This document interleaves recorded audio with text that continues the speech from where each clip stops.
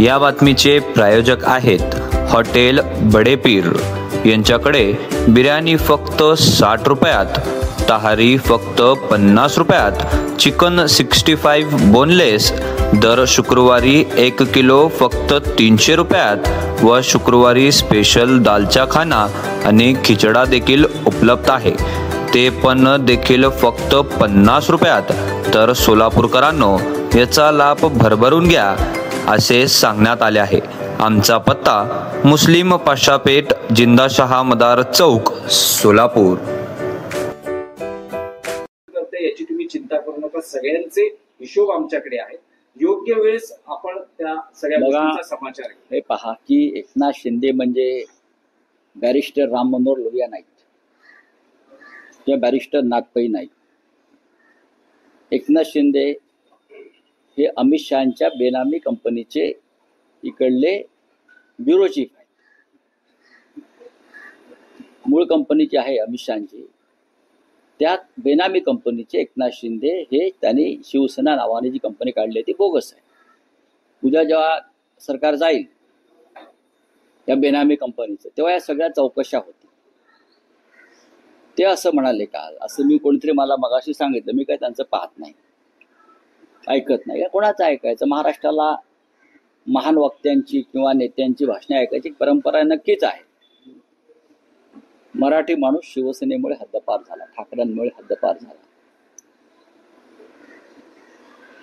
खरं म्हणजे अशा प्रकारचं एखाद्यानं जर वक्तव्य केलं असेल तर त्याने आधी स्वतःला आरशात उभं राहून पाहायला पाहिजे।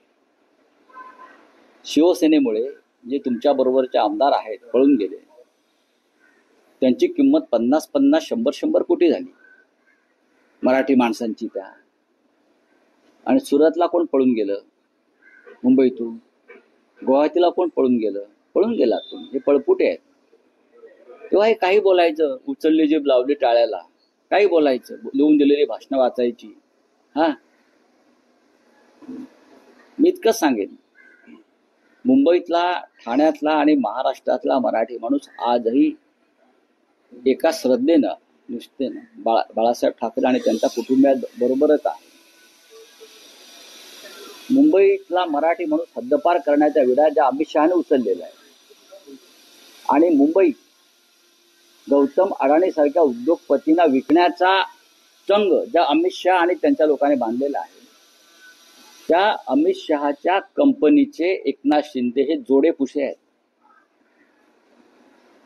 शब्द मी खूप काळजीपूर्वक वापरतो, जोडेपुश। अमित शहानी ज्या प्रकारचं राजकारण मुंबईत सुरू केलेलं आहे, मुंबई मराठी माणसापासून तोडण्याचं, त्याचा निषेध करण्याची हिंमत एकनाथ शिंदेमध्ये आहे का? नसेल तर त्यांनी मराठी माणसाविषयी बोलू नये। मराठी माणसाला भ्रष्टाचाराच्या पैशातून विकत घेण्याचे प्रयत्न त्यांनी चालवलेले आहेत। हे तात्पुरतं आहे सगळं। त्यांचं इतिहासात नोंद होईल, या माणसाची काळ्या कुट्ट अक्षरात लिहिलं जाईल की मुंबई मराठी माणसापासून तोडण्याचं जे कारस्थान अमित शहाने सुरू केलं, तो अमित शहाच्या हातामध्ये कुऱ्हाड देण्याचं काम एकनाथ शिंदेने केलं।